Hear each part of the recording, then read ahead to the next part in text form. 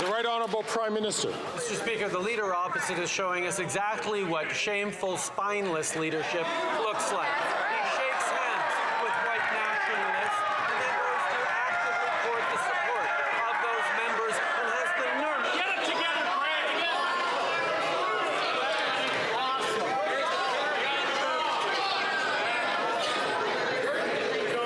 Any idea what you're doing? Order.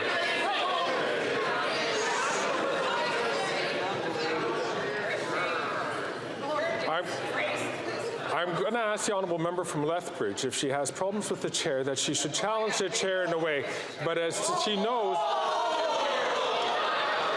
as the honourable member from Lethbridge knows, that by challenging the chair is against the rules of this House. I'll ask the honourable member to please to ask her to withdraw her remarks.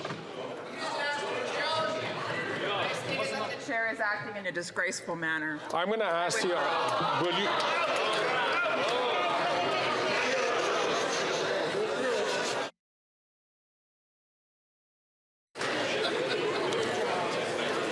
Ms. Harder, I have to name you for disregarding the authority of the chair.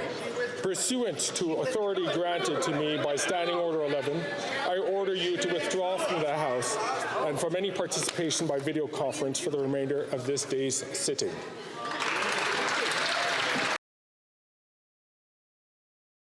Now back to the issue at hand.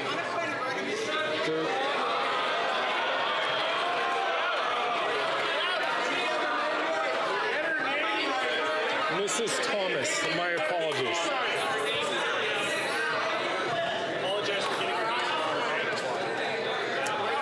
Now back to the original point. I'm going to ask the Prime Minister to please, as I'd ask the Leader of the Opposition, you can start from again and to make sure that he does, to start his question, and to reframe it in a way that does not call into the character of an individual member of Parliament.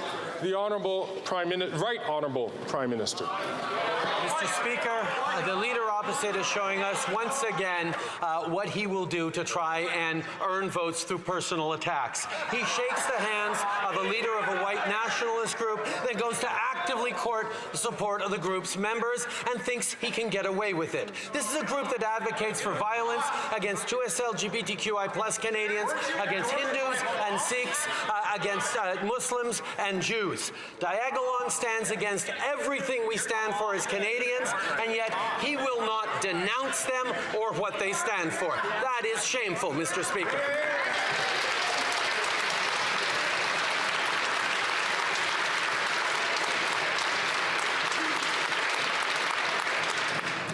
The Honourable Leader of the Opposition. Mr. Speaker, that, like everything else he says, is false. He uses fear and falsehood and this latest distraction because he doesn't want to face the fact that he has become so extreme and radical that even the BC NDP is distancing themselves from his decriminalization of crack, heroin, meth, and other hard drugs in hospital rooms, causing nurses to have to stop breastfeeding their babies for fear that their contaminated air might end up in the breast milk of the baby. Why won't he ban these drugs? The Right Honourable Prime Minister. He still won't condemn these groups. Any leader that needs the support of a far-right white nationalist group to fundraise and get closer to power does not deserve elected office. This is a 19-year career politician who knows exactly what he's doing and thinks he can get away with it. It was a choice to pander to white nationalists, not an accident, and it is a choice to continue to not condemn them and condemn everything they stand for in his quest for votes.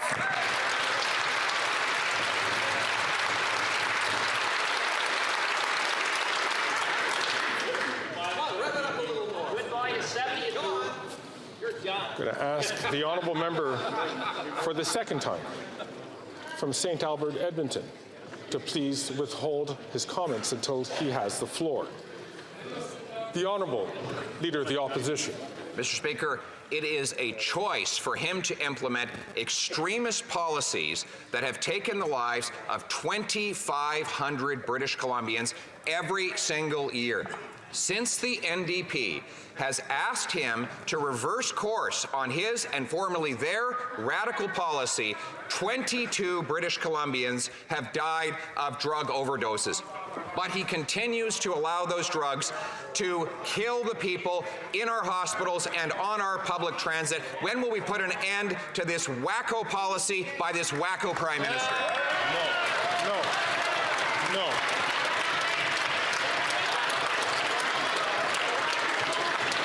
That is not there are a couple of things which are going on here today which is not acceptable. And I ask all members, please, to keep themselves, to control themselves. I'm going to ask two things. One, I'm going to ask the Honourable Leader of the Opposition to withdraw that term, which is not considered parliamentary. Mr. Speaker, I replace wacko with extremist. He is an The Honourable Member to please. I'm going to ask the Leader of the Opposition once again to just withdraw that comment, please. And I'll invite the Honourable Member.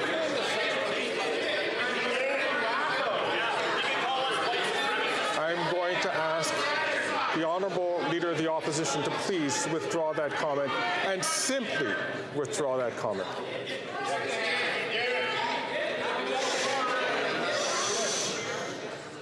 I'll replace it with radical justice policy. I am not asking to replace. I'm asking the Honourable Member to just simply withdraw.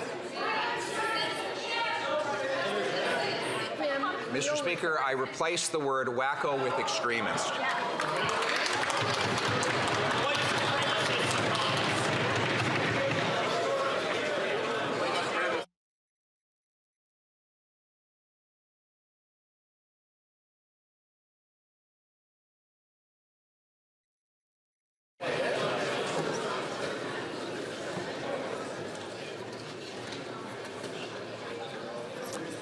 I'm going to ask the Honourable Leader of the Opposition one last time to please withdraw that comment and simply withdraw that comment. I simply withdraw and replace with the aforementioned adjective.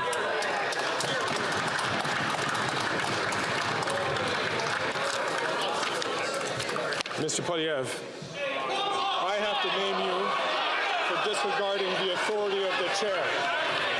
Pursuant to the authority granted to me by Standing Order 11, I order you to withdraw from the House and from any participation by video conference for the remainder of this day's sitting.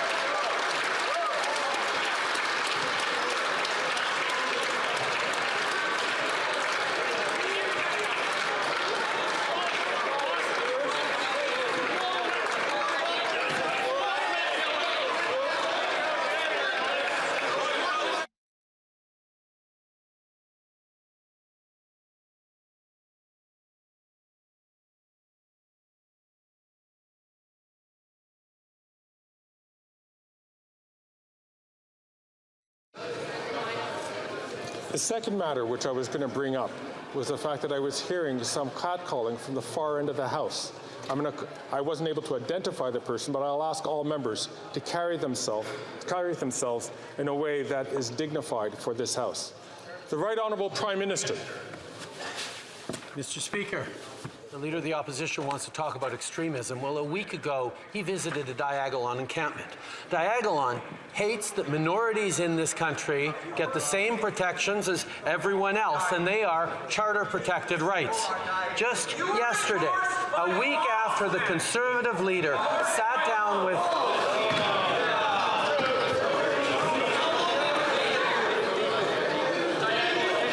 I'll ask the Honourable Member from Leeds, Grenville, Thousand Islands and Rideau Lakes to please withdraw, to please only take the microphone when he is afforded the opportunity to ask a question. I'll ask the Right Honourable Prime Minister to continue.